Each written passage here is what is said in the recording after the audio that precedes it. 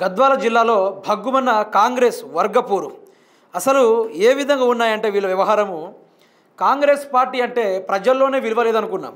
కానీ వీళ్ళకు ఒక ప్రోటోకాల్ అంటూ ఒక ఎమ్మెల్యే, ఒక కలెక్టరు, లేకుంటే వ్యవసాయ కమిటీ చైర్మన్ కావచ్చు, మిగతా తదితర ఉంటారు కదా. స్టేజీల మీద వీళ్ళ లొల్లి చూడాలి. కాంగ్రెస్ పార్టీ అధికారంలోకి వచ్చినప్పటి నుంచి గెలవగానే నువ్వు సీఎమా నేను సీఎం అని లొల్లిలు పెట్టుకున్నారు. అందరూ కాంగ్రెస్ గెలిచిందనే సంబరాల్లో ఉన్నారు. కానీ రేవంత్ రెడ్డికి ఆ రోజు చెమటలు పట్టినాయి. చలి చెమటలు పడితే తలో మనుషులు ఢిల్లీకి పరిగెత్తిన పరిస్థితి.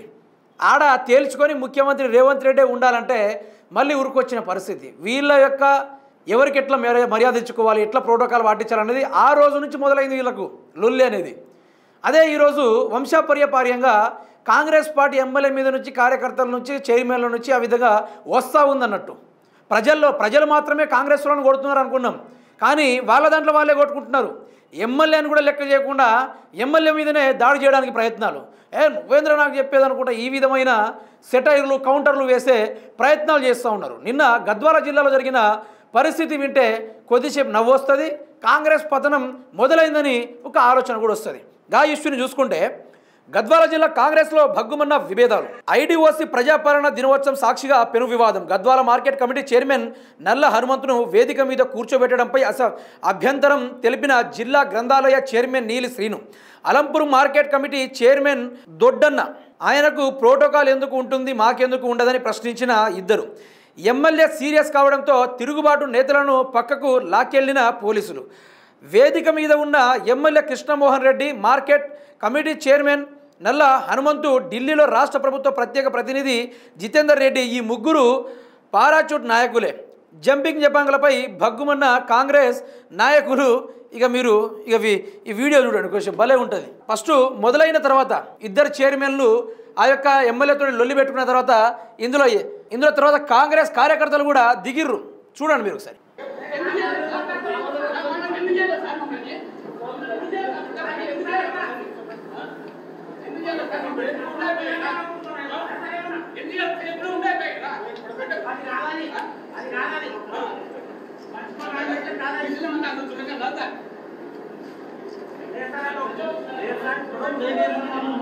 పద్ధతి ఏమన్నా చూడండి.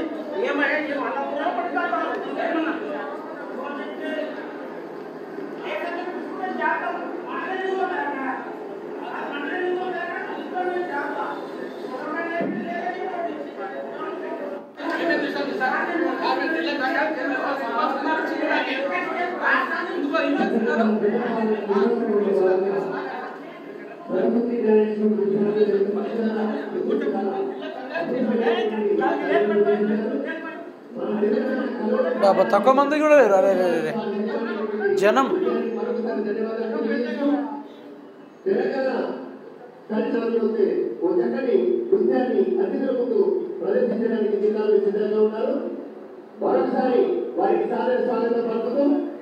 కాంగ్రెస్ పార్టీల ఎమ్మెల్యేల హాలతులు ఏమైపోయినాయి. ఈరోజు ప్రోటోకాల్ కూడా పాటించడం తెలియదని కంటూ ఆ ఎమ్మెల్యే పైన సీరియస్ అయిన గ్రంథాలయ చైర్మన్. అక్కడ ఇద్దరు ముగ్గురు ఉంటే వేరు, దగ్గర వందలాది మంది కింద. ఆ వందలాది మంది పైన ముందు వీళ్ళు బీభత్సంగా లొలి పెట్టుకుంటున్నారు.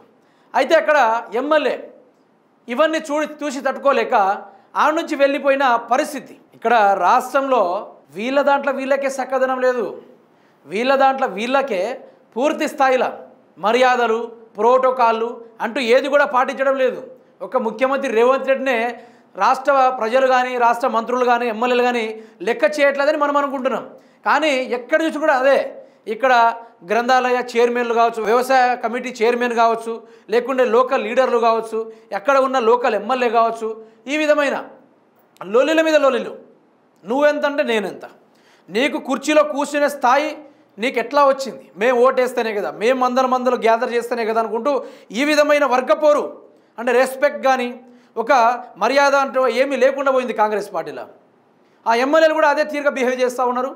అక్కడ ఉన్న కార్యకర్తలు కూడా మేము కాయ కష్టం చేసి గెలిపిస్తే మాకు దక్కే గౌరవం మీద అట్లీస్ట్ మేము స్టేజ్ మీద ఎక్కి కూర్చునే స్థాయి కూడా అర్హత కూడా మాకు లేదా అంటే ఆ ప్రోటోకాల్ కూడా చక్కగా పాటించడం చేతగాని నువ్వే ఎమ్మెల్యే అనుకుంటూ ఈ తీరుగా రివర్స్ కౌంటర్ మీద అతని పైన అరవడానికి కానీ ఈ విధమైన ప్రయత్నాలు చేస్తూ ఉన్నారు. కాంగ్రెస్ పార్టీ 10 ఏళ్ళు ఏందో కానీ ఈ యొక్క 10 నెలలు చక్కగా సాగితే చాలిగా. 10 ఏళ్ళు అవసరం లేదు. 10 నెలలు 10 నిమిషాలు ఏ సందర్భాల్లో చక్కగా వాళ్ళు కూర్చున్న సందర్భం యాడైనా ఉందా? ఎక్కడైనా యాడగిట్లా ఉండదు. ఏ సభలో పోయిన ఒక 10 నిమిషాల తర్వాత లొల్లే. ఎక్కడైనా బయటికి పోయి ఏమైనా చేద్దామన్నా కార్యక్రమాలు చేద్దామైనా గ్రామస్తులతోటి ఆడలోళ్ళే.